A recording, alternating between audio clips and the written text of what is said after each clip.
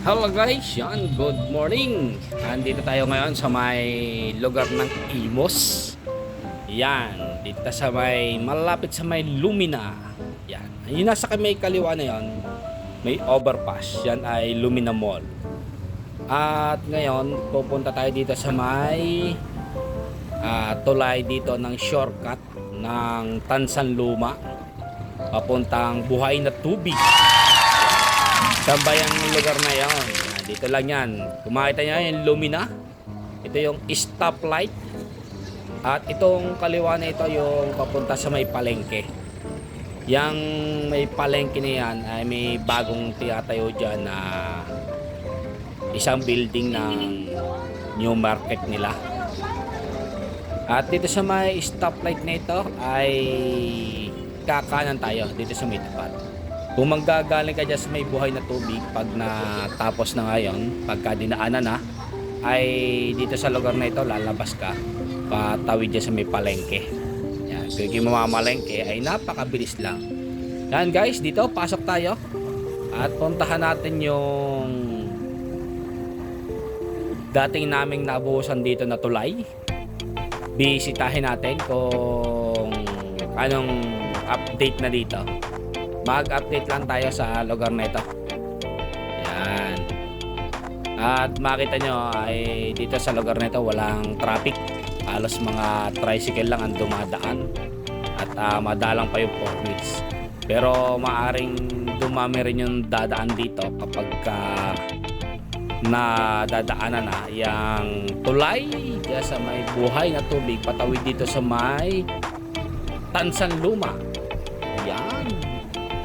At sa lugar na ito ay marami pa ring mga bakanting lote pala. Nung nabuhusan namin yun, medyo matagal-tagal na rin. Mga 5 buwan na rin ang nakalipas. At ngayon ko lang uli siya mapapalikan. Tingnan natin kung pwede na siyang daanan. Nakakita ko kasi doon sa labas ay okay na siya. May kalsada doon sa labas. Hindi ko lang alam kung makakalusot tayo. Tingnan natin mamaya. At habang tayo ay dire-diretso nga dito, mapapansin nyo po yung kalsada dito na nasa may kaliwa. At mamaya nga pagkatapos ko dito ma-update to guys doon sa may open canal, yung papunta doon sa may ginagawang tulay ng Malagasang ay sarado ulit yon palabas ng district. Mamaya ikutan natin para ma-update ko din ulit kung bakit ba nagsarado ulit yung papuntang district naman siya. Yan guys, ito na yung shortcut ng Tansanluma papuntang Buhay na Tubig. O kung kayo ay galing dyan sa may Buhay na Tubig, dyan sa may malapit sa may Shell, ito yung shortcut na yon na tulay. Ayan guys, may harang pang pison. Pero ayos na guys, oh, may mga semento na. Sementado na. At yung tulay, pinturado na. Babae natin. At ito na nga oh. Tapos na yung tulay. Pwede na madaanan sa mga susunod. Pero may harang pa siyang pison. Hindi pa siya pinapadaanan. Yan oh. At yun yung dati nilang dinadaanan yan. Yang tulay na yan. Hanging bridge. Yan oh. Diyan pa ako nag-video. At ito yung dating binidyohan natin na nagbo-boost tayo dito. Yan pa lang ang binidyohan ko na nagbo-boost dito. Hindi pa kasama yung pader na yan ng tulay. Pero ngayon ay ayos na oh. Yan. May harang lang siyang pison para hindi siya madaanan ng mga sasakyan. Maaring dahil yan sa bagong mga kalsada na hindi pa po pwedeng tuntungan ng mga mabibigat. Pero yung motor, oh, kayang-kaya ng lumusot to. Yan. At yun nga, yung iba naglalakad na dito na nadaan, hindi na dating diadaanan yung ano, yung hanging bridge. Dito na lang. Ayan oh. Halos dito sa lugar na ito, yan buo na yung isang buong kalsada. Yung kanan na lang yung medyo ayusin pa. Yan, at nandoon din yung terminal ng tricycle. Yan. May nakita ko lumusot na motor, lusot pala dito sa gilid.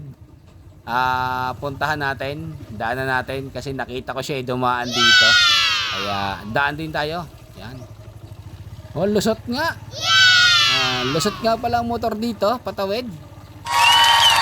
At dito nga, bye-bye natin to. Patawid na tayo dito sa may buhay na tubig.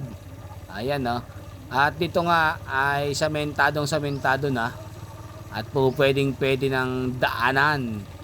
Oh, ganda na. Ayun oh.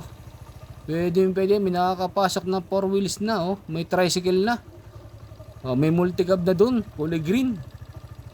Ayan oh. Ayos na. Lusot na.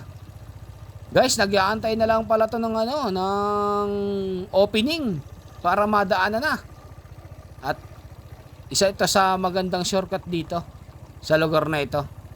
Kasi hindi ka naiikot doon sa may, kung tawagin nila yung paliko, bago pupunta ka ng Lumina. Ayan no. Isang diretsyo na lang. Yan no.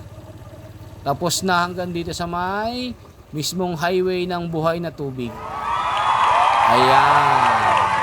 Andito na tayo. Oh, yun no. Hanggang dito na yung kalsada. May harang pa.